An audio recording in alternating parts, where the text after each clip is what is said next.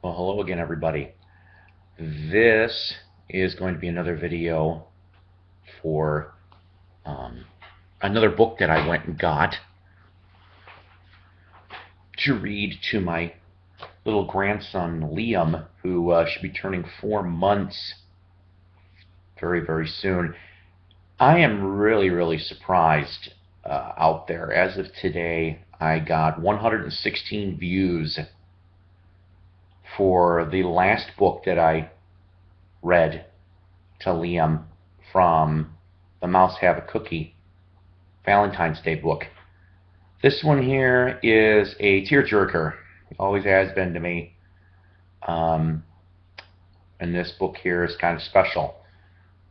This book's actually been around for quite a long time, at least since my kids were little. Let's see, I'm curious about something here before we get into this. Oh dear Lord, this is in the 88th printing. This book is. This thing's been printed 88 times since 1987. Okay, so this is a 26-year-old book. And this book, like I said, the reason why it's a tearjerker to me is because I think of my kids every time that I do read this. So Liam, you know, I love you. I haven't met you yet, but I love you. You're cute, you're beautiful, and don't give mommy too much grief. But this book is dedicated to you, and not only that, this book is dedicated to my 5 children, Michael and Katie and John and James and Brittany. And like I said, this video, I'm doing this because, well, like I said, I don't live forever, at least not on this earthly plane. So if I ever pass, you could always go back and look at this, okay? A little bit of memory of Grandpa reading this to you. And like I said, I love my kids, and I love you too, Liam. Fueled by coffee. What else is new? The book today that I'll be reading, ladies and gentlemen, Love You Forever, written by Robert Munsch and illustrated by Sheila McGraw from Firefly Books, by the way. A bunch of dedications here, family dedications. Love You Forever. A mother held her new baby and very slowly rocked him back and forth, back and forth, back and forth.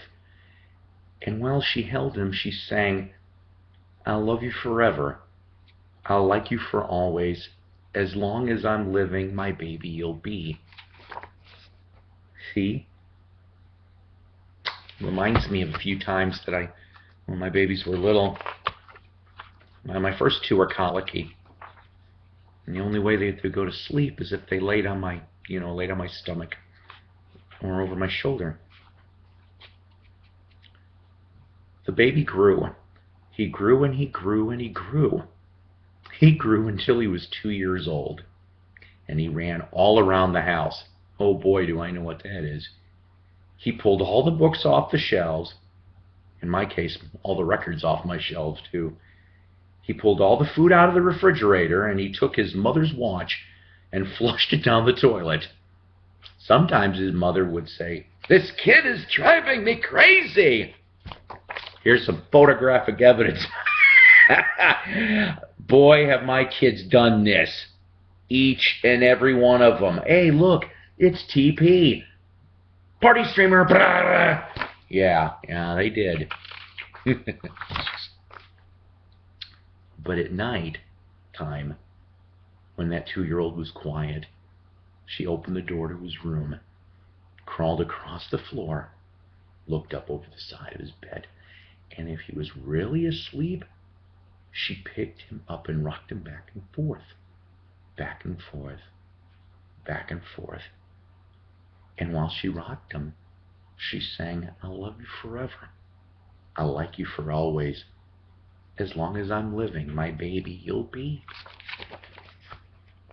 You know what? I'm guilty of doing this. when they were in their cribs, in their little beds. I'd watch them sleep. That may sound creepy, but when you're a parent, you really just don't get to see them when they're real cute like that. The little boy grew. He grew and he grew. He grew until he was 9 years old. And he never wanted to come in for dinner. He never wanted to take a bath. Boy, do I know that stuff. And when Grandma visited, he always said bad words. Sometimes his mother wanted to sell him to the zoo. Yeah, see this little rebellious punk at age 9? Yeah. Truthfully, my kids weren't, I don't think, that bad. But then again, I didn't get to spend a lot of time with them very much. And I don't mean this as a bad comment against their mother, but their mother took away your mommy and your other aunts and uncles away from me. Purposely moved about a 3.5, 4 hours drive away from me. Basically just so I couldn't see him. But at nighttime, when he was asleep, the mother quietly opened the door to his room, crawled across the floor, and looked up over the side of the bed. And if he was really asleep, she picked up that 9-year-old boy and rocked him back and forth, back and forth, back and forth. And while she rocked him, she sang, "I'll love you forever. I'll like you for always. As long as I'm living, my baby you'll be." See?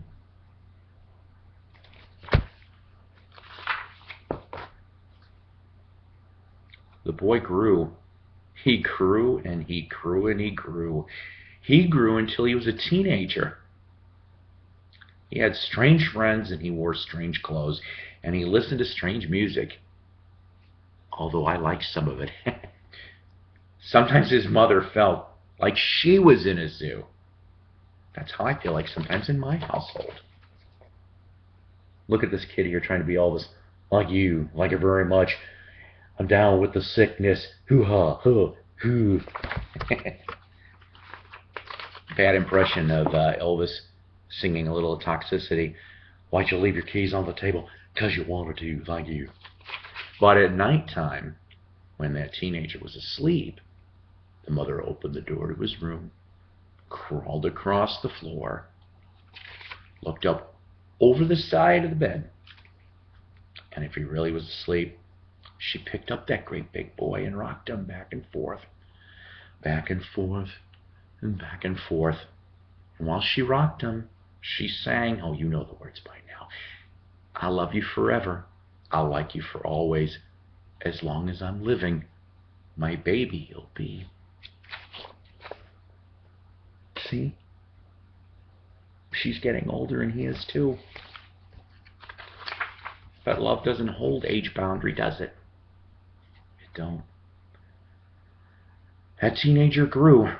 He grew and he grew and he grew. He grew until he was a full grown-up man.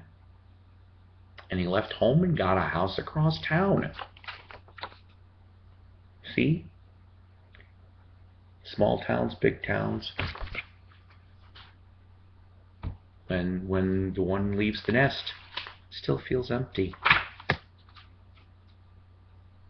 But sometimes on dark nights, the mother got into her car and drove across town. I know you're probably trying to figure out why there's a ladder on top of this car. It's part of the story, trust me. A little creepy, but it's part of the story. If all the lights in her son's house were out, she'd open up his bedroom window, crawled across the floor, looked up over the side of his bed, and if that great big man was really asleep, she picked him up and rocked him back and forth, back and forth, back and forth. And while she rocked him, she sang, oh, chorus, kids, "I'll love you forever. I'll like you for always. As long as I'm living, my baby you'll be. See, she used the ladder, climbed up through there, breaking and entering, enter into the son's bedroom. Ma, you thank God you're too old to try this, and you kids better not try this on me either, because I'll lock the doors and the windows. You can knock or call me, and I'll answer. I don't like being woke up out of a sound sleep. Sorry. Love you guys. Well, you know, that mother, she got older. She got older and older and older. Sounds like me. One day she called up her son and said, you better come see me because I'm very old and sick. So her son came to see her. And when he came in the door, she tried to sing the song. She sang, I'll love you forever. I'll like you for always. But she couldn't finish it because she was too old and sick. See, there he is answering the phone, getting ready to cook dinner. The son went to his mother, and he picked her up and rocked her back and forth, back and forth, back and forth. And he sang this song, I'll love you forever. I'll like you for always. As long as I'm living, my mommy you'll be. See? He's got her in the rocking chair.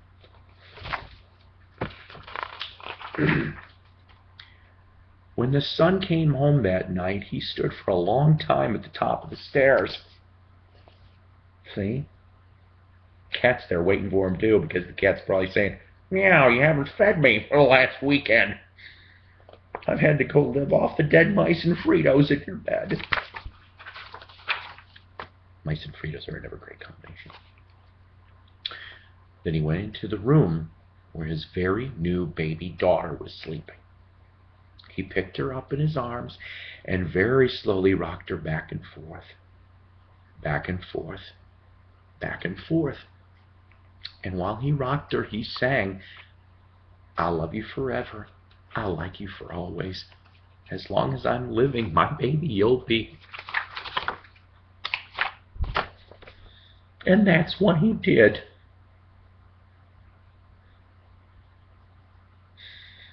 That's what he did.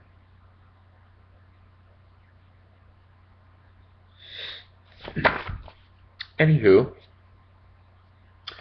like I said, written by Robert Munch, illustrated by Sheila McGraw.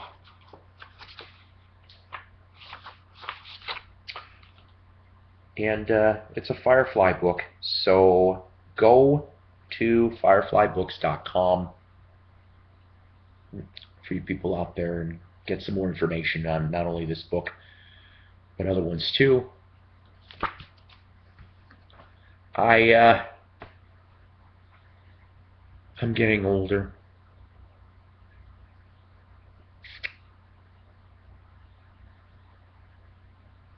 And